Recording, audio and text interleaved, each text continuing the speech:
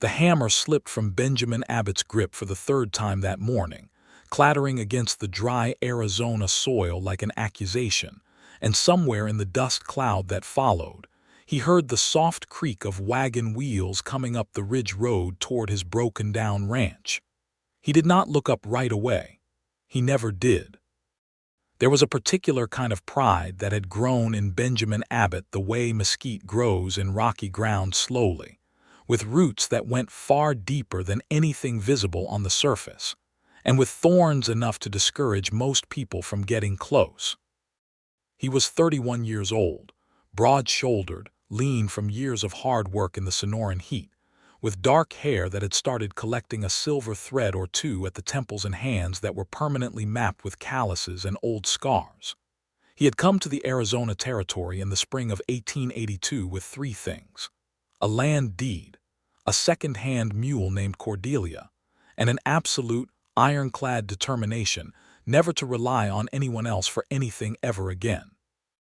The deed was for 40 acres just outside the small town of Harlow Creek, a place that barely qualified as a town, a post office, a general store run by a man named Caldwell who smelled perpetually of turpentine, a saloon called the Copper Penny, a church that had once been a livery stable and still smelled faintly of horses on hot days, and a scattering of houses and homesteads fanning out from the main road like spokes on a wheel that had never been properly centered. Benjamin had built his cabin with his own hands, had fenced his own pasture, had dug his own well, and had planted his own winter wheat, and when the eastern fence line had rotted out over the last hard summer, he had not once considered asking his nearest neighbor, old Tom Pritchard, for a hand with the repairs. He had been at the fence for 6 days straight when the wagon crested the ridge. The fence was, to put it plainly, a disaster.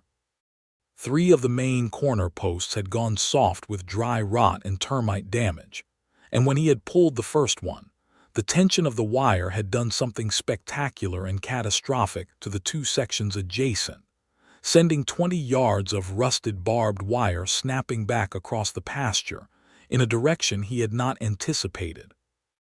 His 2 remaining cattle, a red roan named Douglas and a miserable, long-suffering cow called Maud, had promptly walked through the gap and spent 2 days on Tom Pritchard's land before Benjamin had managed to get them home, which had required a conversation with Tom that he had not enjoyed at all. Now it was mid-September, 1882, and he had new posts cut and waiting, but the wire stretching was a 2-man job, and he had been pretending it was not for the better part of a week. His wrists were wrapped in cloth where the barbed wire had caught him twice. He had a bruise along his left forearm the color of a storm cloud. The posts were good and solid in their new holes. The wire just needed stretching and stapling, and he needed another pair of hands to hold the tension, and he was not going to ask for them. He picked up the hammer again. The wagon rolled closer. He finally looked up. The wagon was a solid, working rig, not fancy but well-maintained, drawn by a sturdy bay mare with a white blaze down her nose. The woman driving it sat straight-backed on the seat, holding the reins with the easy confidence of someone who had been doing so since childhood. She was wearing a plain calico dress in dark blue, sun-faded at the shoulders, with her sleeves rolled to the elbows in a manner that would have made the ladies of a more civilized town raise their eyebrows. Her hair was dark brown, pulled back practically, though a few strands had come loose in the morning wind and crossed her face, which she seemed entirely unbothered by. She looked about his age, maybe a year or 2 younger, and she looked at the wreckage of his fence and his scattered tools and his wrapped-up wrists with the expression of someone who had assessed a situation, made a decision, and was now simply in the process of acting on it. She pulled the wagon to a stop near the gate post. She set the brake. She climbed down from the seat with a practicality of movement that suggested she had no time to be graceful when there was work to be done, though she was graceful anyway, in the manner of someone simply existing comfortably in their own body. And then she went around to the back of the wagon and began unloading tools. Benjamin Abbott stood with his hammer in his hand and stared. She pulled out a wire stretcher, a proper one, the kind with the ratcheting mechanism, the kind he did not own, and set it carefully against the wheel of the wagon. She pulled out a heavy staple bag. She pulled out a pair of thick leather gloves. She set everything in a neat row on the ground with the deliberate efficiency of someone who had done this before. Benjamin had not said a word. He still had not said a word when she picked up the wire stretcher, snapped the leather gloves onto her hands, and looked at him across the broken fence with steady dark eyes that were somewhere between brown and green depending on how the morning light hit them. "Benjamin Abbott," she said, and it was not a question. Her voice was clear and unhurried, with a slight cadence to it that he could not place, not entirely Western, not entirely Southern, something in between. "I am Susanna Gentry. I took over the Hollies property 2 weeks ago. I noticed your fence has been down since before I arrived." "It has," he said. He was aware that this was not much of a response. "The wire needs a second person to hold tension while you staple," she said. "I have the stretcher. You have the hammer and the staples. Between the two of us, this goes quickly." She paused. "Unless you are planning to manage it alone, in which case I will leave you to it."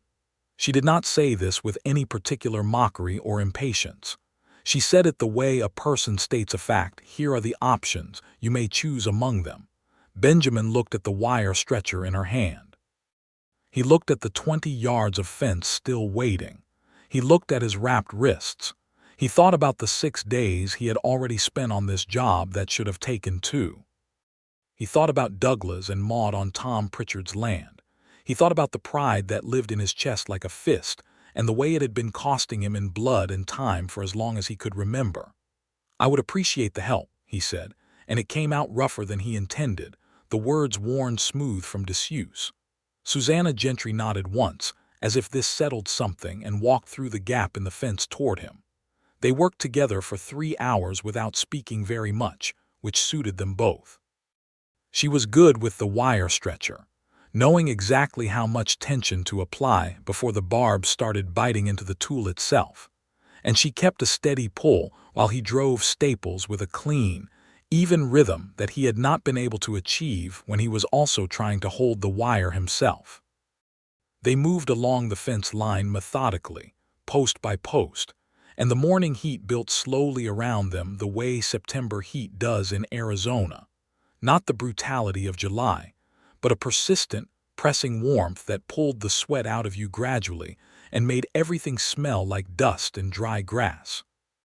At one point, as he was driving a staple on the 3rd post from the end, he glanced up and found her watching his hands work with an expression of focused attention that was not intrusive but simply professional, the way a craftsperson watches another craftsperson.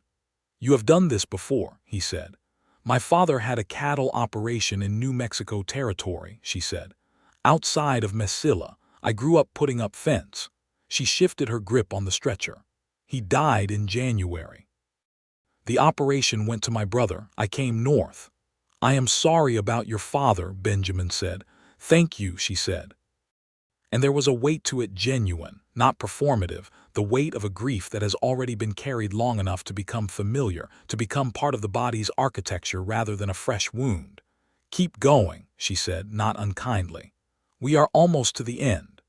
They finished the last section before noon. Susanna released the tension on the stretcher in a slow, controlled motion, and the wire held. Benjamin drove the last 2 staples. He stepped back and looked at the fence, and for the first time in 6 days felt something in his chest ease just slightly. "Good," Susanna said, with a short, satisfied nod. She began gathering her tools. He stood watching her for a moment, feeling a complicated mixture of gratitude and unfamiliarity, not with her specifically, but with the whole state of having been helped, of having accepted it, of having found that the world had not ended on the other side of that acceptance. "Thank you," he said. He put effort into it. She looked at him over her shoulder as she settled the wire stretcher into the wagon bed.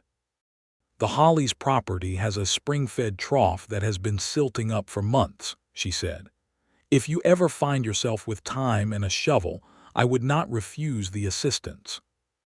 She climbed up to the wagon seat, released the brake, and turned the bay mare back toward the ridge road without ceremony. Benjamin stood at his fixed fence and watched the wagon until it disappeared over the rise, and something in him that had been knotted for a very long time felt, just fractionally, less tight. He did not know what to do with that, so he went and fed Douglas and Maud and tried not to think about it. He failed at the not thinking about it by sundown. He showed up at the Hollies' property the next morning with his best shovel and a spare. The Hollies' property was 500 acres adjoining his own land at the northeast corner, and old Marcus Hollies had let it go considerably in the last years before his death. The cabin had been cleaned and repaired, windows washed, boards replaced where they had rotted, a new step on the front porch, in ways that spoke of recent, determined effort. The vegetable garden beside the south wall was newly dug and planted with the last of the fall crops. A line of laundry dried in the morning wind, with the pragmatic orderliness of someone who had learned to make good use of every working hour. Susanna Gentry was already at the trough when he arrived, standing knee-deep in the silted runoff channel with her skirts tucked up and a look of focused irritation directed at a particular section of the stone lining that had shifted out of place. She looked up when he came around the corner of the fence. "You came," she said. "You said you would not refuse the help," he said. Something moved across her face that might have been a smile, though it went quickly. "I did say that," she agreed. She reached up and pushed the loose strand of hair back from her forehead, leaving a streak of mud. "The channel has shifted. That stone there needs to go back in, and the silt is 2 feet deep in the back section. It is going to take most of the day." "I brought 2 shovels," he said, holding them up. This time the smile did not go quite so quickly. They dug out the trough together for the better part of the morning, and this time there was more conversation, not much more, but enough to begin to sketch the outlines of each other. Susanna had grown up working alongside her father and 2 brothers in New Mexico, and she had learned early that the world rewarded competence more reliably than it rewarded waiting. Her mother had died when Susanna was 14, and after that she had managed the household and worked the land side by side with the men, and developed an independence that some people found uncomfortable. The brother who had inherited the operation was good enough with cattle, but had a young wife who did not particularly want a capable unmarried sister-in-law in the house. And so Susanna had taken the $200 she had saved from her own work over the years, and the small inheritance her father had left her separately, and had come north to make her own way. The Hollies' land was cheap because nobody in Harlow Creek wanted it, she said, working her shovel around a particularly stubborn chunk of compressed silt. Marcus Hollies had a reputation for being difficult and the property had been let go, but the bones are good, the soil is good, the spring is reliable, it just needs work. "Most things that are worth having do," Benjamin said. She glanced at him. "Is that how you came to be at your place?" "Something like that," he said. He drove his shovel in and turned over a heavy load of silt and gravel. "I was in Denver before, working for a freight company. My employer was not a good man." He said it flatly, without embellishment. "He was done not being a good man at my expense. I had the land deed as part of a settlement and enough sense to take it and leave." Susanna was quiet for a moment, the kind of quiet that is listening rather than just waiting. "Was it a fair settlement?" she asked. "Fair enough," he said. "I am still here." She nodded. There was a particular quality to the way Susanna Gentry understood things. She took them in whole, without pulling them apart for scrutiny, without pressing for more than was offered. It was, Benjamin would think later, one of the rarest things he had encountered in another person. By noon they had cleared the channel and reset the stone, and the spring water was running clean into the trough again. And Susanna went inside and came back with a pot of coffee and cornbread that she had clearly made before dawn, because the morning had not offered any other window for it. They sat on the repaired front steps and ate without ceremony, and the sun was high and the air smelled of clean water and turned earth and the distant sage from the lower hillside. "There is a town social on Saturday," Susanna said, "at the church. I heard about it at Caldwell's store." She said it without particular inflection, simply noting the fact. "I have not been to one of those," Benjamin said. "There have I," she said, "but I suppose I ought to if I am going to be a part of this town." "I suppose that is true," he said. There was a pause. "You could come," she said. It was offered in the same matter-of-fact tone she used for most things here as an option. "You may choose it if you like. It is likely to be awkward for both of us individually, possibly less so together." Benjamin looked out at the clean-running trough and the fixed fence and the September sky going a deep, burning blue above the ridge. "I think that is a reasonable argument," he said. She looked at him then, and something in her eyes was lighter than it had been since he arrived, not exactly amusement, but something adjacent to it, something warm. "Good," she said. "Saturday at 6. The social at the Harlow Creek Church was exactly as awkward as Susanna had predicted, and slightly less awkward than it might have been. Reverend Mills, a cheerful, flower-dusted man who had baked the communion bread himself since his wife had passed 3 years prior, made a point of introducing Susanna to every person in the building within the first 20 minutes, which meant that, by the time the fiddle started up, she had been told the same 6 pieces of local gossip by 4 different people, and had formed a preliminary opinion of nearly everyone in town. Benjamin arrived at 6 on the dot, which she had somehow expected of him.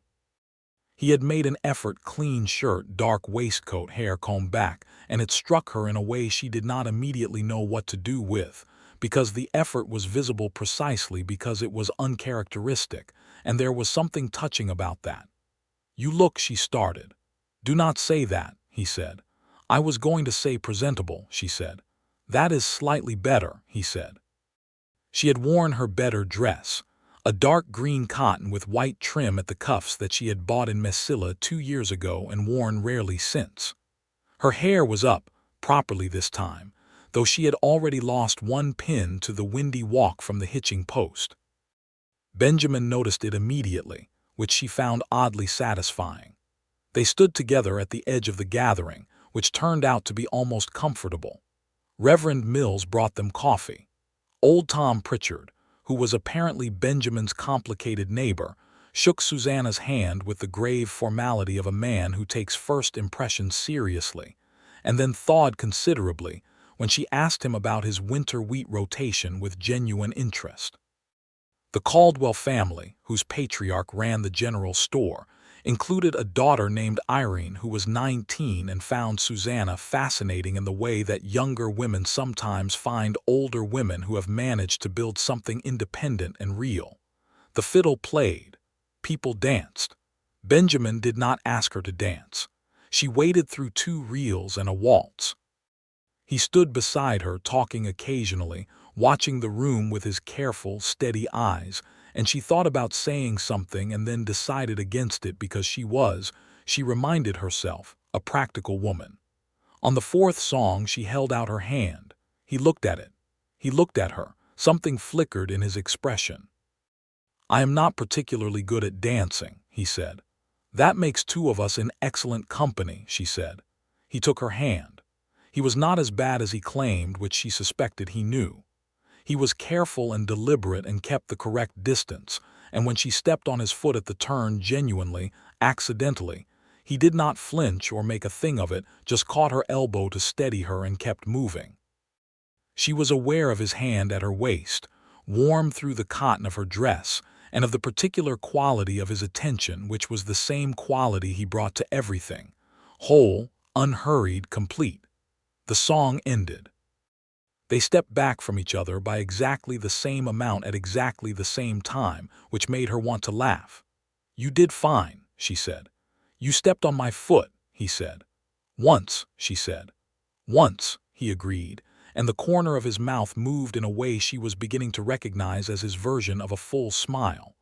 The weeks that followed settled into a rhythm that neither of them had arranged or discussed, and both of them recognized as something rare.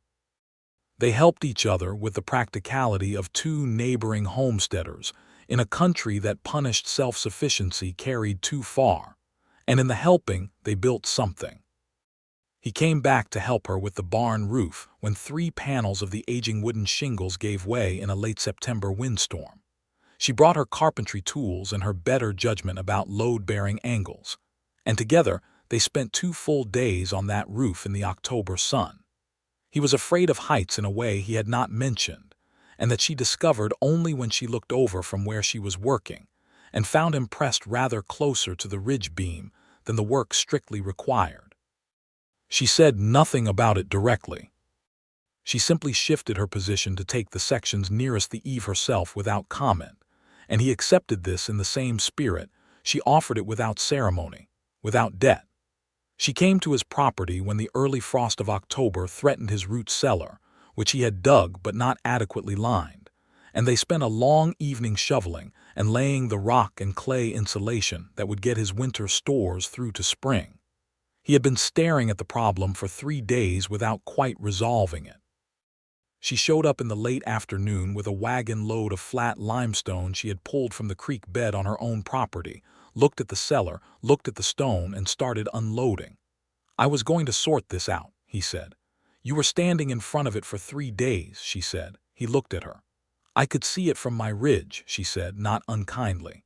"You stand in front of problems when you are deciding. You stand very still and you look at them." "You have been watching me from your ridge," he said. "I have a good view," she said without embarrassment. "Help me with this stone." He helped her with the stone. But it was later that evening, when the cellar was finished and the light was going orange and low over the western hills, and Susanna was washing her hands at the pump beside his cabin, that something shifted between them in a way that was less practical and more terrifying. She had pushed her sleeves up, and the water was cold from the deep pipe, and she turned the handle, and Benjamin was standing 3 feet away returning the tools to the shed, and she said, without turning around, "I like this. I want you to know that." He was quiet. She turned off the pump and turned around and found him watching her with an expression she had not seen on his face before, not the careful, contained attention he usually wore, but something stripped of its usual protection. Something that looked like wanting something and not quite knowing how to hold it safely. "I like it too," he said. It came out very quiet. She dried her hands on the cloth by the pump and looked at him for a moment and then nodded, as if this settled something, which for Susanna it did. He walked her to her wagon. At the wagon, they stood facing each other in the last of the October light, and she could see the tension in him, the particular tightness of a man who is not in the habit of reaching for things he wants, because the reaching has cost him too much before. She reached up and straightened the collar of his jacket where it had folded under itself. It was a small gesture, a practical gesture, the kind of thing you do without thinking for someone who is standing close enough that you can see the problem. His breath changed just slightly. "Good night, Benjamin," she said. "Good night, Susanna," he said, and his voice had something in it that she carried home with her and turned over carefully in the quiet of her cabin for a long time after. The first genuine trouble came in November, in the form of a man named Gerald Coombs. Coombs had a property 3 miles west of Harlow Creek, a larger operation than either Benjamin's or Susanna's, and he had money, old cattle money from Texas, the kind that makes men feel that the world is arranged primarily for their convenience. He was 47, thick-necked, with the particular confidence of someone who had always been the most powerful person in any room he walked into. And he had decided, without much apparent consultation with Susanna herself, that the Hollies' property was a logical addition to his holdings, and that the woman who had bought it was either going to sell it or be made uncomfortable enough that selling became attractive. He came to Susanna's place on a Tuesday morning with 2 of his hands men named Doyle and Ferris, who had the look of people employed to make situations clear, and offered her a price for the property that was fair in arithmetic but not in spirit, delivered in the tone of a man accustomed to offers being accepted. Susanna listened to the offer from her front porch with her arms folded and her expression neutral. "It is not for sale," she said. Coombs smiled the way men smile when they do not believe the word no is final. "Miss Gentry," he said, "this is hard country for a woman alone. My offer is a good one, better than you will get elsewhere. I did not ask for an offer, she said. I came here to work this land. I intend to do that. Coombs looked at Doyle. Doyle looked at Ferris. There was a small, deliberate silence of the kind men use to make their meaning clear without speaking it. You think on it, Coombs said. We will come back. Do not bother, Susanna said. They left. She stood on her porch and watched them go and kept her face still and her hands steady until the sound of their horses was gone. And then she sat down on the front step and allowed herself 1 minute of pure, cold fury before she stood up and went back to work. She did not tell Benjamin that day or the next. This was not calculation. It was the same deep instinct toward self-sufficiency that she recognized with a certain wry awareness in herself. She was a practical woman who had managed her own affairs in difficult circumstances her entire life. She would handle Coombs, but Benjamin found out anyway. He had been in Caldwell's general store 3 days later, buying salt and a new buckle for Cordelia's harness, when Caldwell himself, not out of malice, but out of the comfortable small-town habit of knowing everything and sharing most of it, mentioned that Gerald Coombs had been talking in the Copper Penny about the Hollies' property, and using the kind of casual certainty that suggested he expected the matter to resolve itself in his favor shortly. Benjamin bought his salt. He rode to Susanna's property. She was at the back fence, mending a line that one of her 2 cows. She had managed to acquire a small herd by this point. 3 head and a calf had pushed through in the night. She looked up when he came around the barn. She read his face immediately. Caldwell told you, she said. Coombs is telling people in town you are going to sell, he said. He was keeping his voice even with visible effort. He can tell them what he likes, she said. She drove a staple into the post with a clean stroke. I am not selling. I know you are not, he said. Susanna, he paused. She stopped working and looked at him. Did he threaten you? She considered the question honestly. Not in words, she said. But men like Coombs do not need words when they have size and money and 2 hands to stand behind them while they make their offers. Benjamin's jaw set. It is not your problem to solve, she said, quietly but clearly. I did not say it was, he said, but I would like to stand next to your problem if you will let me. That is different. She looked at him for a long moment. The fence staple was in her hand, not yet driven. The November wind came off the ridge and moved the loose strand of hair across her face, and she let it.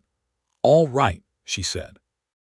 He went with her to Harlow Creek the following Saturday and made no particular ceremony of it.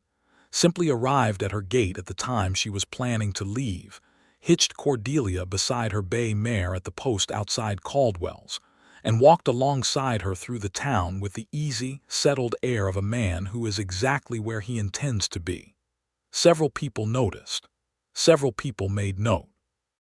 This was the kind of town where that kind of noticing spread efficiently, and by the time they had finished their business at the store and gone to the post office and stopped by Reverend Mills to discuss the matter of the road maintenance petition that was circulating, it had been observed by enough people that Gerald Coombs, when the information reached him, had to recalculate. He did not come back to Susanna's property. Not immediately.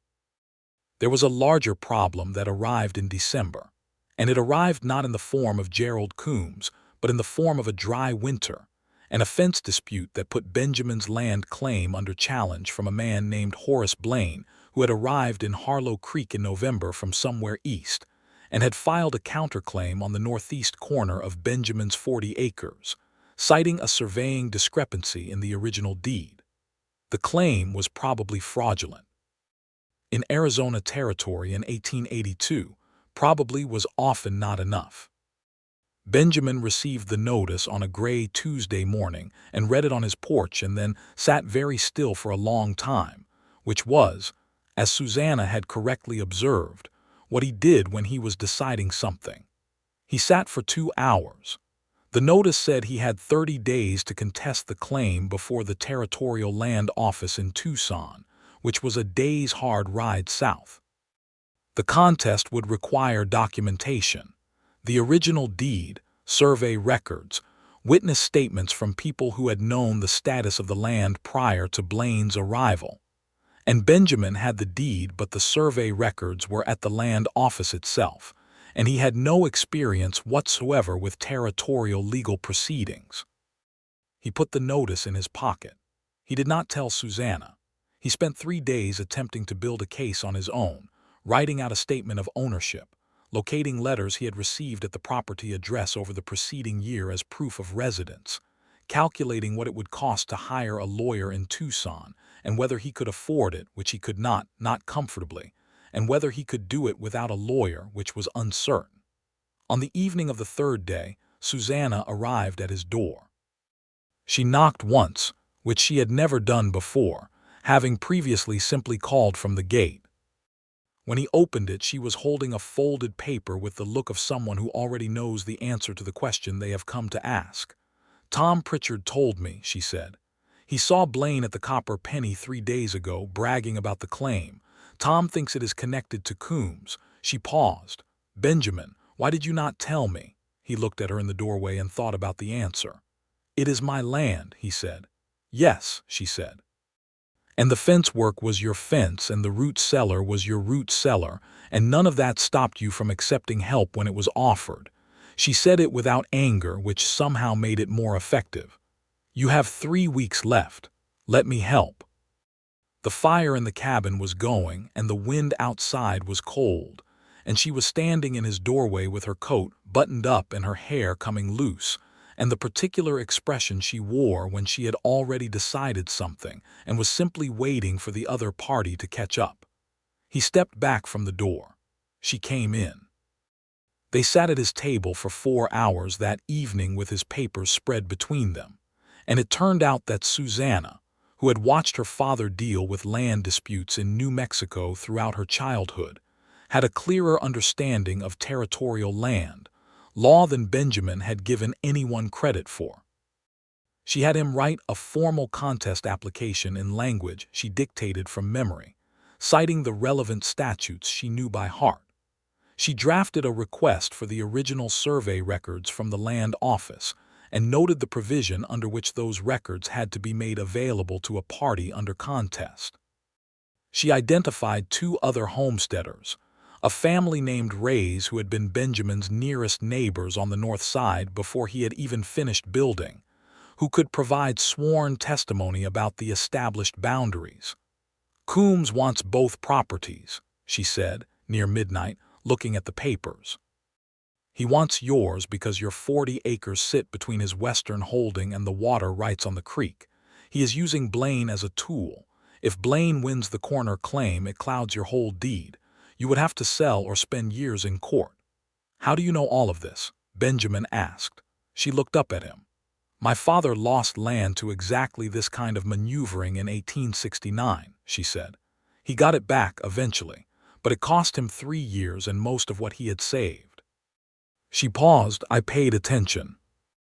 He was looking at her across the table, and the lamplight was making her face warm gold, and there was an ink smear on the side of her right hand, and the papers between them represented something that felt to him like his entire future: the land, the work, the idea of staying, of having something to stay for, and she had come to his door with knowledge and intention and without being asked. He had never once in his adult life been helped without cost. Not truly. Every hand extended had come with terms attached, explicit or otherwise. His employer in Denver, the men he had worked alongside who counted favors with the precision of accountants.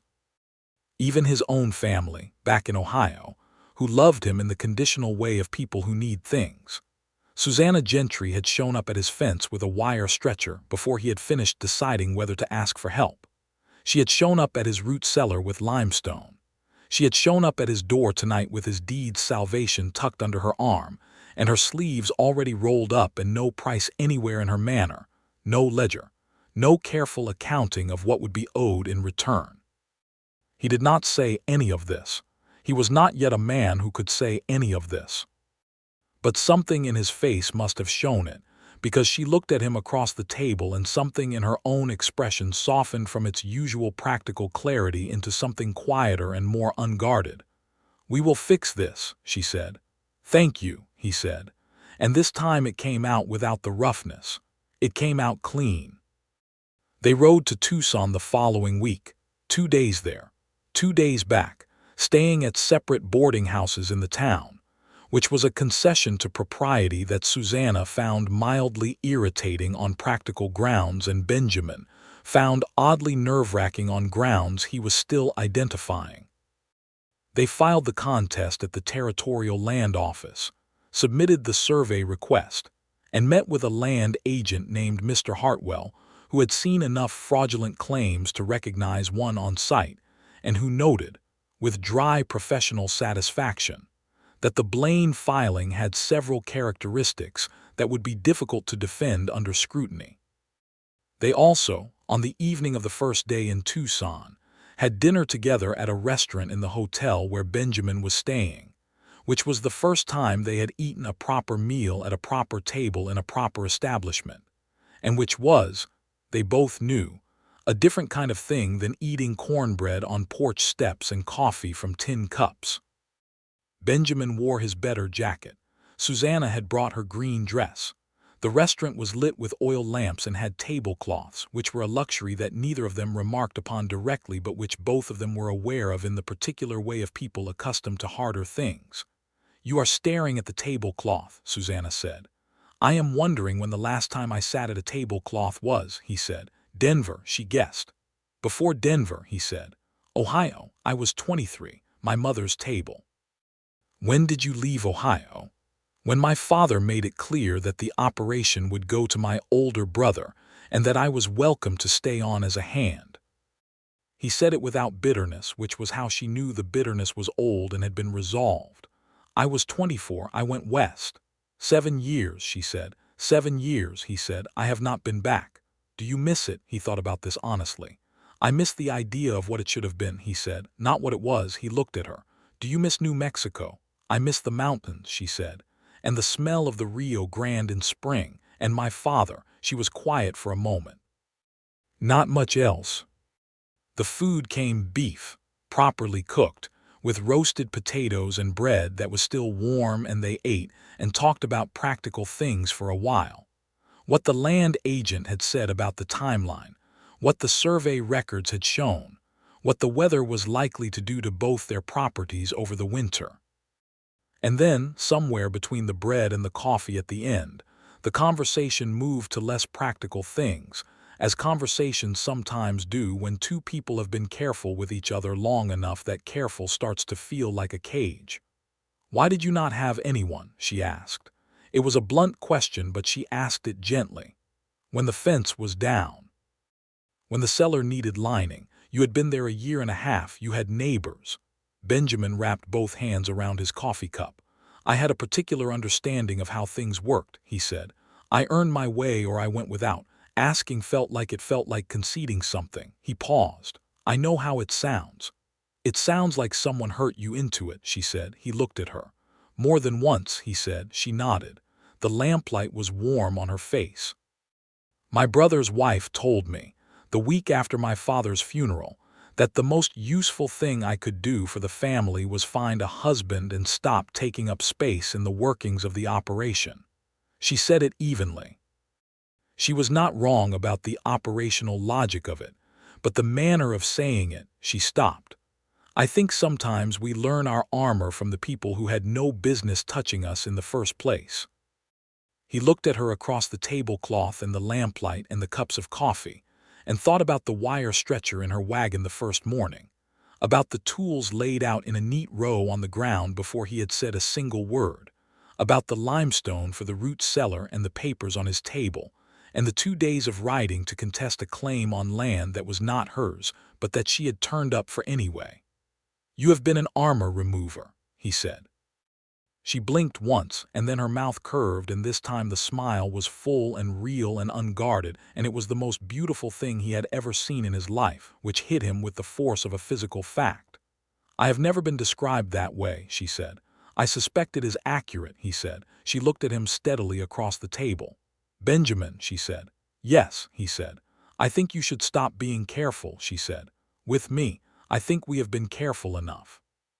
His heart was doing something complicated in his chest. He looked at her face, the dark eyes, the ink smear that was still faintly visible on her right hand despite her attempts to wash it at the boarding house, the way she met him directly and without performance, and thought about all the things he had been deciding not to say for the better part of 3 months. "I do not know how to do this without being careful," he said. "Not anymore. I would like to learn how." She put her hand on the table, open, palm up. Not demanding, not performing. Simply available, he put his hand in hers. "That is a good start," she said. They rode home to Harlow Creek in better weather than they had left in, and something between them had changed in a way that was quiet and enormous at the same time, the way geological things change. There were no dramatic declarations. There was instead a morning campfire on the second day of the return journey, the two of them sitting close without the several inches of practical distance they had previously maintained, his shoulder against hers, her hat hanging from her knee while she drank her coffee, and neither of them feeling the need to explain it or define it or treat it carefully. The land dispute resolved in February of 1883. Horace Blaine's claim was dismissed by the Territorial Land Office, the survey records having confirmed the established boundaries of Benjamin's deed with complete clarity. Blaine left Harlow Creek within a week. 2 months later, through the particular information channels of a small western town, it emerged that Blaine had in fact been working for Gerald Coombs, though Coombs was careful enough that nothing was proven directly. Coombs had not given up entirely. He appeared at Susanna's gate in March with a revised offer for the Hollies property, and this time Benjamin was there, not as a statement of ownership, but because he had been helping Susanna repair the corral gate that morning and had simply not yet gone home. Coombs looked at the two of them standing together in front of the corrals. He looked at the repaired gate. He looked at Susanna's expression, which had not changed from its usual composed directness, and at Benjamin's, which had not changed from its steady watchfulness. "My offer stands," Coombs said. "I have answered it already," Susanna said. There was a pause in which Coombs appeared to be recalculating something. "Miss Gentry," he started. "It is spring," Susanna said, not unpleasantly. "I have calves to attend to. If you have nothing else to say, I would ask you to let us get back to it." Coombs looked at Benjamin once more with the look of a man who has finally recognized a boundary. He left. Benjamin watched him go and then looked at Susanna. "Well handled," he said. "I have had practice," she said, and handed him the hammer and nodded toward the last hinge on the gate. Spring came to the Arizona Territory with the sudden, extravagant beauty that follows a good winter, the desert flowering in colors that seemed impossible after the brown severity of January and February, the creek running full and clear, the air in the mornings cold and sharp, and full of the smell of blooming sage. Benjamin's winter wheat had come through and was heading out nicely. Susanna had expanded her garden and was planning to add to her small cattle herd come summer. They had, by now, arrived at something that the town of Harlow Creek recognized as a courtship, even if the two principals were still being somewhat careful about naming it. They shared Sunday dinners on a rotating basis, Benjamin's cabin 1 week and Susanna's the next. They helped each other with the ongoing work of their properties as a matter of course. They rode into town together most Saturdays. Old Tom Pritchard had told Benjamin, with the grave directness of a man who has lived long enough to see the value of stating obvious things plainly, that he had not seen anyone look at Benjamin Abbott the way Susanna Gentry did, and that Benjamin would be a fool to let that go. "I am not planning to let it go," Benjamin told him. "Good," Tom said. "Then what are you waiting for?" This was the question Benjamin had been asking himself with increasing clarity since February. The answer was complicated. He had grown up in a world where the ground shifted under things you built on it, where people you trusted revised the terms of the agreement without notice, where wanting something too much was its own kind of danger. He had rebuilt himself in the Arizona Territory on the principle that the only ground you could trust was the ground you owned, worked, and maintained yourself. Susanna Gentry had been dismantling that principle one act of practical generosity at a time since September, and the thing was, The ground had not shifted. If anything, it felt more solid than anything he had stood on in his life. He went to Caldwell's store on a Tuesday in April. He spent 20 minutes looking at a very small, very plain ring in Caldwell's display case, a thin silver band with a small turquoise setting, made by a Navajo silversmith who sold to the store, modest and clean and somehow exactly right. He bought it. He put it in his coat pocket and then spent 3 days trying to find the right moment, which kept not arriving, not because the moments were bad, but because each good moment he found, something in him stalled at the edge of it like a horse at an unfamiliar crossing. On the 4th day, he came to Susanna's property in the late afternoon to help her move a section of the south fence that needed to go back 10 feet to accommodate the new pasture layout she was planning. They worked through the late afternoon with the comfortable synchrony they had developed over the months, not needing to discuss most of it, falling naturally into the rhythm of two people who have learned each other's working style well enough to complement rather than duplicate. The sun was going down behind the western ridge, throwing the desert into that long, horizontal gold light that the Arizona evenings do better than anywhere else on Earth. Susanna was standing by the last post, pressing it firmly into its hole, and she straightened up and wiped her hands on her work apron and looked at the completed fence section with that short, satisfied nod she always gave to a finished job. "Good," she said. "Susanna," Benjamin said. She turned.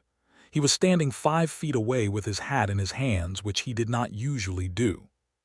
Something in his face was different, not the careful containment, not the steady watchfulness, but something open and slightly terrified and completely honest. "I have been standing at the edge of something for 4 months," he said, "and I am aware that is a long time to stand at an edge." She was very still. "I am not good at this," he said. "I want you to know that I know that. I'm not good at it saying what I mean when it is something I want badly enough to be afraid of. I have been practicing." He reached into his coat pocket. "I have been practicing for 4 days. "Benjamin," she said softly, "I would like to spend the rest of my life helping you with your problems," he said. "Your spring troughs and your fence posts and whatever else comes, and I would like you to keep showing up to mine. I would like us to do this on the same property, with the same deed, if you would." He held out the ring. The silver caught the last of the sunset light. The turquoise was the exact color of the Arizona sky at mid-morning. Susanna Gentry, who was not a woman given to being surprised, who had managed most of her life with such quiet competence that people tended to forget she was also a person with a heart that could be moved, felt something in her chest open like a door in spring. She crossed the 5 feet between them. She took the ring from his hand. She looked at it for a moment, and then she looked at him, this careful, stubborn, deeply good man who had rebuilt himself in the desert out of nothing but work and will, and had spent months being taken apart, gently, by someone who kept showing up with the right tool at the right moment, and she felt the kind of certainty that is not fearless but is choosing to move anyway. "Yes," she said.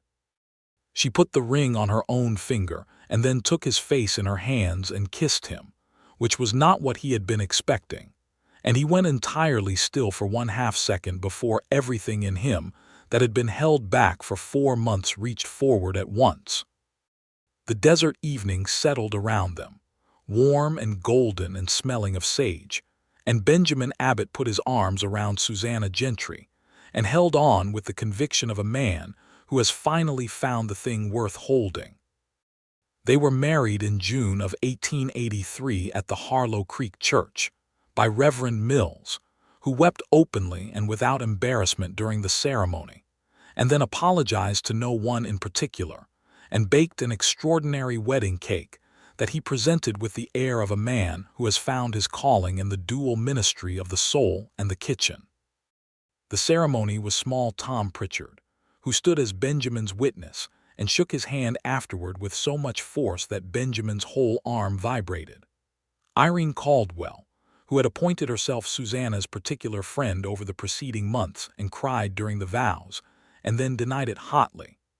A dozen neighbors from the surrounding homesteads who came because people in small western towns take weddings seriously as proof that something good is still possible. Susanna's brother had written when she sent him the news. It was a short letter, not warm exactly, but not cold either, a guarded thawing that she received in the spirit it was offered and put away without over-examining. Her father, she thought, would have liked Benjamin, would have recognized in him the same deep-rooted quality that her father had carried himself, the kind of man who does not say much but means all of what he says, who works the land because it is honest, who loves with the same whole attention he gives to everything. The summer of 1883 was good. Benjamin's wheat came in well, and they sold a portion at a price that let them pay off the last of Susanna's purchase debt on the Hollies' property.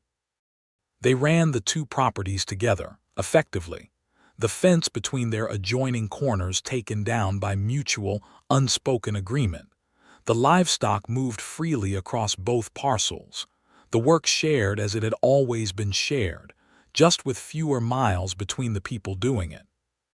They combined the households in the practical sense slowly and naturally, with the same lack of ceremony that had characterized most of their relationship. A few pieces of furniture moved, the kitchen arrangements negotiated with Susanna's characteristic directness and Benjamin's characteristic willingness to be told the better solution once he understood its logic. The cabin that was technically Susanna's, the old Hollies' place, was larger, and they began sleeping there and using Benjamin's cabin as a work building and storage. In the evenings, after the work was done, they sat on the porch of the old Hollies' cabin and watched the sky go dark over the desert, and these were the hours that felt most completely like the life Benjamin had come to the Arizona territory to build without quite knowing what it would look like. He found he was talking more. Not much more, he was still himself, still a man whose natural mode was observation and careful choosing of words, but more, and with a freedom he had not known since before the freight company in Denver, before the brother in Ohio, before all the accumulated erosions. He told her things he had not told people. She listened the way she always listened, completely, without interruption, and then responded to the actual thing rather than the polite surface of it. He found that he had opinions about things he had not realized he had opinions about, things that emerged in conversation the way groundwater emerges at the surface slowly, through pressure, looking for a place where it can finally run free. She talked to him about the land, about the soil here versus the soil in New Mexico, about the different ways water moved in this landscape, about the cattle management strategies she was developing for the particular challenges of the Sonoran Desert. She talked about her father with the mix of grief and admiration and complicated love, that is the specific texture of mourning someone you respected as much as you loved.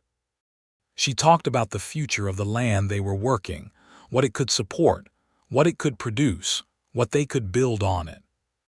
They had conversations about things that mattered and things that were ridiculous and a great many things in between. And Benjamin thought sometimes about the man he had been when Susanna's wagon first came over the ridge, standing alone at a broken fence with his hammer and his pride, and his absolute determination to need nothing and no one, and felt something that was not exactly pity for that man, but was close to tenderness. The way you might feel looking at a photograph of yourself when you were young and stubborn, and entirely misguided about how the world worked. Gerald Coombs made one more attempt that fall, and this time it was serious. He had evidently decided that since Susanna would not sell and Benjamin would not be moved, and neither of them individually could be pressured into a corner, the approach needed to change. He found a territorial water rights agent and filed a claim against the creek water rights that served both properties, arguing that an upstream diversion he had built on his own land during the summer gave him prior claim to the creek flow that fed Susanna's spring trough and Benjamin's well. It was the kind of legal maneuver that, in 1883 in the Arizona territory, was both legally aggressive and practically devastating if not contested, because water in the desert was not an abstraction. It was the difference between a working ranch and an abandoned one. Benjamin heard about the filing on a Thursday afternoon, and this time he came directly to Susanna with the information, and there was something in the way he did it. The way he came through the gate and walked across the yard and found her at the garden and said, clearly and without preamble, "Coombs has filed on the water rights, and we need to respond." That made Susanna look at him and see something that had not been visible in September of last year, something settled and collaborative and sure. "Tell me everything you know," she said. They sat at the table that had been Marcus Hollis's and was now theirs and talked through it together. And when they had talked through it, Susanna pulled out paper and began writing. And when she had written, Benjamin looked it over and suggested 2 changes, and she incorporated them. And by the next morning they had a complete, well-argued filing ready for the land agent in Harlow Creek. They also, at Susanna's suggestion, went to see the other homesteaders who shared the creek water, the Ray's family to the north, a young couple named Preston who had come from Kansas the previous spring, and organized a collective response, because Coombs's claim, if it went through, would affect all of them, and there is a particular kind of strength that comes from people standing together that makes men like Gerald Coombs recalculate their options. The filing was submitted. The Ray's family and the Prestons filed supporting objections. Reverend Mills, who turned out to have a remarkably good understanding of territorial water law for a man whose official business was souls, wrote a detailed letter on behalf of the Harlow Creek community. The case went to a territorial arbitrator in November, and the arbitrator, a businesslike woman named Margaret Fielding, who had been appointed the preceding year, and who was apparently immune to the kind of casual deference that Coombs expected from official bodies, ruled against Coombs's claim with a directness that left him very little room. Coombs was done after that. Not gone, he still had his property and his cattle and his money, but done with the particular project of making their lives difficult. Some things resolve themselves not with a dramatic confrontation, but with the simple accumulation of evidence that the other party is not going to yield. And Gerald Coombs was, at his core, a practical businessman who recognized when a return on investment had become impossible. December of 1883 was cold and clear and very beautiful. Susanna told Benjamin over breakfast on a Tuesday morning in the second week of the month that she was expecting a child. He went very still for a moment, which she watched with the patient attention she had always given to the way he processed things, and then he looked up at her, and his face was doing something she had only seen fragments of before, the full version of what had always been partly hidden, the stripped, unprotected version of Benjamin Abbott presented without armor or qualification. He stood up from the table and came around to where she was sitting and took her face in his hands and looked at her for a long time without speaking, and then he said, quietly, "I did not know how much I wanted that until you just said it." She put her hands over his. "Neither did I," she said, which was not entirely true, but was true in the most important sense. He sat back down and they finished breakfast, and then he went out to the barn, and she could see him through the kitchen window standing in the middle of the barn yard in the December morning with his hands in his pockets and his face tilted up at the cold blue sky, and she thought, there he is. The man under all that careful management. There he is. She smiled to herself and washed the breakfast dishes. The news went to Tom Pritchard first, because Tom arrived at the gate that afternoon on an errand, and Benjamin told him before Susanna even came to the door, with the barely contained urgency of someone who has been holding something too good to hold quietly. Tom shook his hand so hard the arm vibrated again, and produced a flask of whiskey from his coat pocket, and they drank to it there at the gate, which Susanna observed from the porch with the particular smile she saved for the moments when Benjamin surprised her. The winter passed comfortably. Susanna managed the cold months with her usual efficient practicality, adjusting the work as the pregnancy required without a great deal of drama, though she did accept, with minimal argument, Benjamin's increasingly earnest suggestion that she allow him to handle the heavier corral repairs without her assistance. They found a middle ground. She directed, he executed, and they both pretended this arrangement was primarily practical and not at all a consequence of Benjamin's escalating anxiety about her doing heavy lifting in January. "I have been doing heavy lifting since I was 15, she said. "Yes," he said, "you have. And now you do not have to." She looked at him. "You are going to be like this until June, are you not?" "Probably until August," he said with perfect honesty. She shook her head, but she let him handle the corral repairs. The spring came again, with its desert extravagance of color, and the cattle were healthy, and the wheat was planted, and Susanna's vegetable garden was expanded with the help of Irene Caldwell and Mrs. Preston, who had become genuine friends by the unbreakable bond of two women who have helped each other through difficult winters and emerge from them knowing exactly who the other person is. In the last week of May, on a warm afternoon with the smell of blooming prickly pear coming through the open window, Benjamin Abbott paced the length of the front porch 37 times while Reverend Mills's wife, Martha, who had returned to Harlow Creek in March after 3 years nursing her sister in Santa Fe, attended to Susanna inside with the calm expertise of a woman who had delivered half the children in 2 territories. Tom Pritchard sat on the porch steps and did not offer comfort, which was exactly the right approach, because Benjamin did not want comfort. He wanted it to be over, and the only honest thing anyone could say was that it was not over yet. At 6 in the evening, Martha opened the door. "A boy," she said. "Healthy, good lungs." She looked at Benjamin. "Go on in." Susanna was in the bed with the winter quilt pulled up, looking tired in the deep satisfied way of someone who has finished something enormous, and the baby, their son, was in her arms, bundled in the blue cloth she had made for exactly this, and looking at the world with the unfocused intensity of someone who has just arrived and is taking initial stock. Benjamin sat on the edge of the bed. He had not cried since he was 19 years old, at his mother's table, the last time he had been in a room where he felt the full weight of what it meant to be home.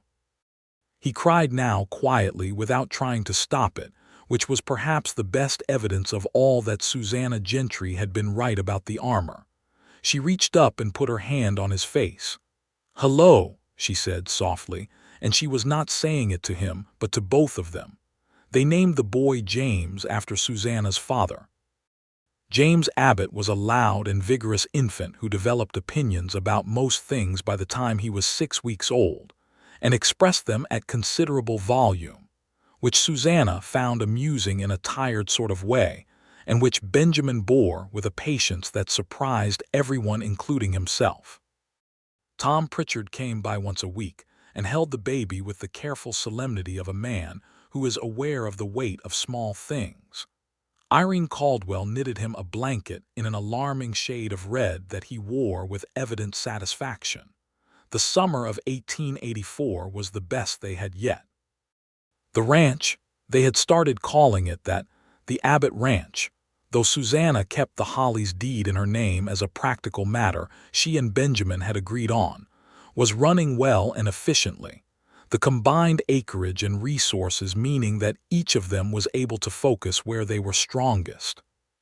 Susanna had expanded the cattle herd to 12 head and was developing a reputation in Harlow Creek for reliable stock. Benjamin's wheat and the small orchard of peach trees he had planted in the spring of 1883 were producing in ways that would have seemed ambitious at this point in a desert climate, but which he had done his research on, consulting with a territorial agricultural report that a traveling land agent had left at Caldwell's store. They had also, in the spring of that year, finally talked about what to do with Benjamin's original cabin property. The practical decision was to keep it. The extra acreage mattered. The building made a decent storage barn once properly repaired. But the emotional decision was slightly more complex, because that cabin was where Benjamin had lived alone for a year and a half in what he could now, with some distance, Identify as a kind of principled isolation that had been about safety as much as it had been about pride. He and Susanna went to the cabin together one March afternoon and walked through it and stood in the main room where he had read Blaine's notice on that gray Tuesday and sat for 2 hours deciding nothing. "Do you want to keep it as it is?" she asked. "I want to let it be something useful," he said. "Not just a monument to stubbornness," she smiled. "A very well-built monument," she said.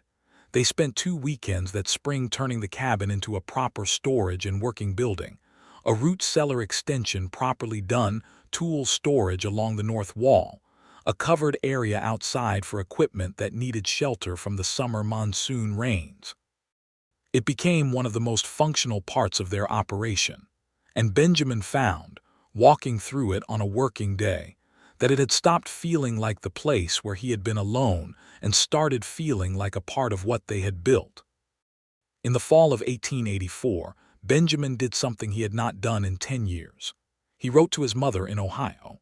Not to his brother, not to his father who had died 2 years prior, according to a letter his mother had sent that he had read and not answered, but to his mother, whose letters had come once a year to whatever address he left with the post office, brief and careful, and full of the kind of news that is sent when you are not sure of your welcome. He wrote her a long letter. He told her about the land and the cattle and the wheat, about the land dispute and the water rights, and the way it felt to stand your ground in a country that gave you room to do it. He told her about Susanna, described her with an accuracy and warmth that took him 2 drafts to get right because the first draft had been too careful and the second draft was better. He told her about James. He told her that he was happy in the way that things that take a long time to build are satisfying, not as relief or arrival, but as an ongoing working fact. He sent the letter. His mother wrote back in November with a letter that was 5 pages long, which was 3 pages longer than anything she had written him since he left Ohio, and which contained enough news and observation and careful, accumulated love to make him sit at the table for a long time after reading it. She said she would like to meet Susanna. She said she had a photograph of James's great-grandmother that she would send. She said she was glad he was well. Susanna read the letter over his shoulder and said nothing for a moment, and then, "You should invite her to visit. She would have to come on the train to Tucson and then north," he said. "Yes," Susanna said. "It is a long way," he said. "She is your mother," Susanna said. He wrote back with the invitation. Eleanor Abbott arrived in Harlow Creek in April of 1885 on the southbound stage from Tucson. A small, neat woman of 62 with Benjamin's eyes and a careful manner that Susanna recognized immediately as the source of several things about her husband. She looked at the ranch and the repaired buildings and the healthy cattle and the peach trees beginning their second spring of bloom and said to Benjamin, with a precision of feeling that came from knowing him well enough to know what he needed to hear, "You did this." "We did this," he said, and looked at Susanna. Eleanor Abbott stayed for 3 weeks, and in those 3 weeks she learned Susanna with the same careful, thorough attention that she had apparently brought to everything, asking practical questions about the land management, watching the way the two of them worked together and talked and disagreed about small things and resolved them, holding James with the deep satisfaction of a grandmother who had wondered if this was something she would have. She and Susanna, by the second week, had an easy, honest rapport that had bypassed the formal stages and gone directly to the functional, which was how they both preferred things. The morning before Eleanor left, she and Susanna were in the kitchen together while Benjamin was at the corral, and Eleanor said, without looking up from the bread she was kneading, because she had offered to bake and Susanna had accepted, because there is no faster way to someone's kitchen than accepting their offer to cook. He was not a happy man when he left Ohio. He was a good man but not happy. He did not know how to let anyone, she started again. I am glad he found someone who knew how to be close to him without asking permission. Susanna was quiet for a moment, feeling the weight of that. He figured out the rest himself, she said. He just needed someone to start. Alina looked up at her with Benjamin's eyes and something in them that was not quite tears but was related to them. "Yes," she said, "I believe that is exactly right." The years that followed grew the ranch and the family with the particular combination of hard work and good fortune and honest partnership that is the closest thing to reliable there is. James was joined in the winter of 1886 by a second child, a daughter they named Clara after Alina, whose middle name was Clara and who received the news by letter and wrote back a response that left Susanna laughing at the table, because it was 5 pages of barely contained joy in very small handwriting.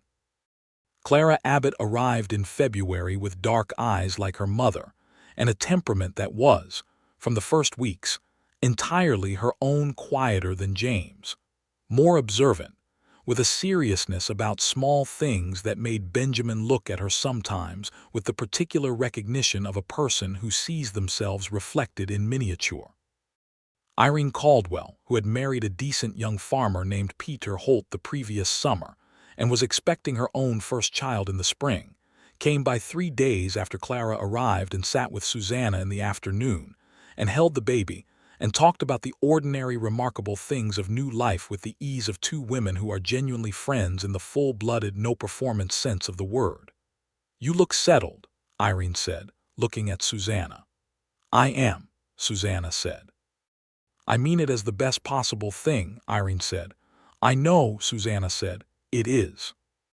Tom Pritchard died in the spring of 1887, quietly, in his sleep, at 73, which was a good age and a good death, and Benjamin took it hard in the way of someone who had received more from a person than they had understood was being given at the time. He went to the fence line between their properties, the old line before Blaine's claim had been resolved, before the water rights dispute, and stood there for a while, which Susanna knew because she could see it from the kitchen window, and she let him stand because some things need that. When he came back and she had coffee waiting and she put it in front of him and sat down across the table and he said, "He told me I would be a fool to let you go, the week before I asked you." "Good advice," she said. "The best I ever received," he said. Tom's property was purchased by the Ray's family, who were expanding, which was a good outcome, good people for the land, good neighbors. The old Pritchard fence post at the corner of his property and Benjamin's had a particular lean to it that Tom had never fixed, and Benjamin straightened it that summer as a small, private tribute, which he did not explain to anyone and did not need to. The peach trees produced extraordinarily well that summer, better than Benjamin had predicted or hoped, and Susanna made preserves and dried fruit, and sold the surplus at Caldwell's with a hand-written label that said Abbott Ranch Peaches in her clear, unhurried hand, and Caldwell sold out of them in 2 weeks and asked for more. It was the beginning of something, a small, modest additional income that Susanna developed with the same methodical attention she brought to every project, expanding the orchard over the next 2 years to include apple trees, and a section of kitchen garden large enough to produce a marketable surplus of dried herbs and stored root vegetables. Benjamin watched her build this with the quiet, particular pride of someone who knows they are seeing something real, something being made by a person who is fully capable of making things, and who is glad to be close enough to see it happen. In the evenings, after James and Clara were in bed, they sat on the porch and the desert sky went to stars, and the air cooled to the perfect temperature of an Arizona night, and the coyotes talked to each other in the distant dark. And it was in these evenings that Benjamin was most fully himself, the man who had arrived at his own life late, who had been afraid of needing anything for so long that need had become a foreign language, who had been taught by a patient, practical, extraordinary woman that love is not a transaction, and help is not a debt, and 2 people working together build something that neither could build alone. He said this to her once on a night in the fall of 1887, watching the stars come out over the ridge. "I want to tell you something," he said. "Tell me," she said. "I think about September of 1882 sometimes," he said, "when you came over the ridge with the wire stretcher. I was standing at that fence for 6 days, and I was going to stand there for 6 more before I asked for help, and you just came, before I finished deciding. The fence had been down for 2 weeks, she said. I could see it from my ridge. I know, he said. That is not the point. He turned to look at her. The point is that you came and you brought what was needed, and you did not make me ask for it, and I did not understand at the time that that was a kindness. I thought it was convenience, maybe, practicality, but it was a kindness. You saw something that needed doing and you did it, and you did not make me carry the cost of needing it. I did not know people could do that. Susanna was quiet, looking at the stars. My father used to say, she said, that the measure of a person is not what they do when someone asks, but what they do before the asking. She paused. I always thought that was about competence, about being observant, but I think what he meant was something else. I think he meant it was about love. She was quiet again. I did not know that first morning that it would become this. I just saw a fence down and a neighbor who was managing alone and thought it was more practical to help than to wait. And then, he said. She looked at him, and her eyes in the dark were warm with everything that had accumulated in 5 years. The work and the disputes and the dinners and the dancing and Tucson and the ring and James and Clara and all the evenings on this porch with the desert going dark around them.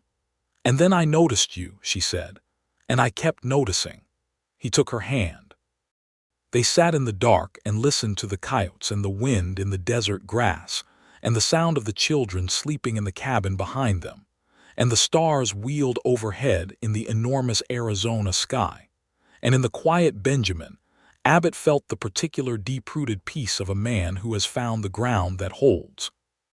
The fall of 1888 brought a traveling schoolteacher to Harlow Creek, a young man named Francis Webb, fresh from a normal school in St. Louis, hired by the community to run the small schoolhouse that had been built the previous year. James Abbott, at 4 years old, was too young for school yet, but Susanna went to the first community meeting about the school's curriculum with the purposeful energy of a woman who has plans, and she came home having volunteered herself for the school's small library committee, which had one shelf of donated books and a lot of ambition. She spent the winter organizing book donations and writing letters to publishers in St. Louis and Chicago, explaining, with the methodical persuasiveness that came naturally to her, the situation of a frontier community's children and their need for books, and by spring had received 3 crates of donated volumes that expanded the library to something genuinely usable. Benjamin built the shelves himself, on a Saturday in April, while Susanna supervised with a level and a very clear sense of what the correct angle was. James sat on the floor beside his father and handed up nails with the grave importance of a child who has been given a real job and is taking it seriously. "Straighter," Susanna said. "It is straight," Benjamin said. "Slightly left," she said. He moved it left. She checked the level. "Good," she said, with a satisfied nod. He looked down at her from the step-stool and she looked up at him, and they were both smiling, and James offered another nail with complete focus, and the school library got its shelves, plumb and level and made to last. In the spring of 1889, 7 years after Susanna's wagon had first come over the ridge road to Benjamin's broken-down fence, the Abbott Ranch was 40 acres of Benjamin's original deed, and 200 acres of Susanna's Holly's property running together as a single, well-managed operation. With 12 cattle, 4 horses including Benjamin's much-traveled mule Cordelia, who was aging but still opinionated, a productive orchard, a kitchen garden that supplied both their table and a small commercial surplus, and a winter wheat planting that had not failed in 7 years. The town of Harlow Creek had grown. A doctor had arrived. A proper school building had been completed. The church had new pews and a real front door, and the copper penny had inexplicably added a piano. Gerald Coombs had sold his property the previous year to a cattle company out of Tucson and relocated to Phoenix, which news was received in Harlow Creek with a communal exhale that nobody acknowledged officially, but that was visible in the general improvement of the atmosphere at community meetings. James Abbott was 5 and had opinions about horses. Clara Abbott was 3 and had opinions about everything, which her father found entirely predictable and which delighted him. In the last week of April, on a morning that smelled of new growth and the first of the season's desert wildflowers, Susanna stood at the kitchen window with her coffee and watched Benjamin out in the yard, mending the east gate of the corral where the top hinge had worked loose over the winter.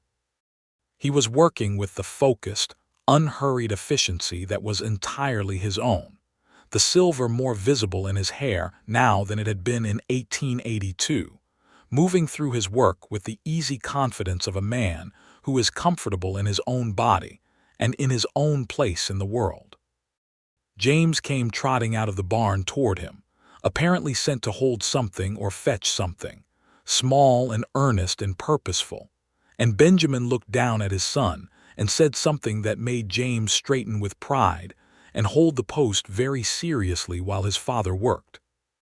Susanna watched this and felt the fullness of it, this particular morning, in this particular September of their life, the ranch and the children and the work and the man in the yard who had stood at a broken fence once, alone and stubborn and determined not to need anyone, and who had let her in, one practical act of shared labor at a time, until needing was no longer a danger, but simply the texture of a life shared fully and well.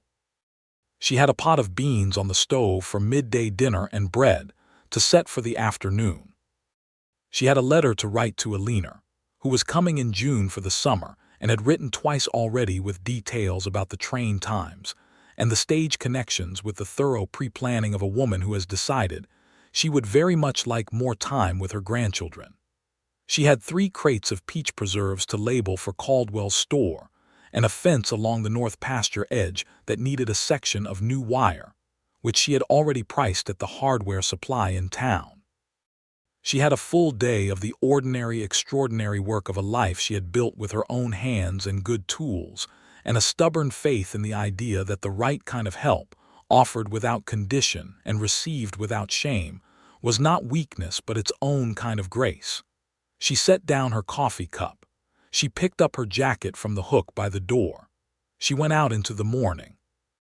Benjamin looked up from the gate when he heard her step on the porch, and the way he looked at her across the yard, the same way he had looked at her across a finished fence in October of 1882, across a tablecloth in Tucson, across a kitchen table with a ring in his hand and words that had taken months to arrive, was the same and was different, because 7 years of living inside a love changes it without diminishing it, deepens it into something that no longer needs the uncertainty of early wanting, that simply is, solid as the posts they had put in the ground together and built the fence of their life on. "North fence," she said, pulling on her jacket. "I saw it," he said. She raised an eyebrow. "I was going to mention it," he said. "Benjamin," she said. "After the gate," he said with the ghost of his private smile. She walked over and took the post from James, who looked betrayed for approximately half a second before deciding that being released from the job was acceptable. She held it while Benjamin finished the hinge with 2 clean, final strokes. "There," he said. "Good," she said. They stood together at the fixed gate in the morning light, and the desert spread out around them in all directions, vast and brilliant and requiring, as it always had, the full measure of what they had, the tools and the knowledge and the will to keep showing up together, for as long as there was work to be done and a good life worth the doing of it. "North fence," Benjamin said. "North fence," Susanna agreed. They went to get the wire.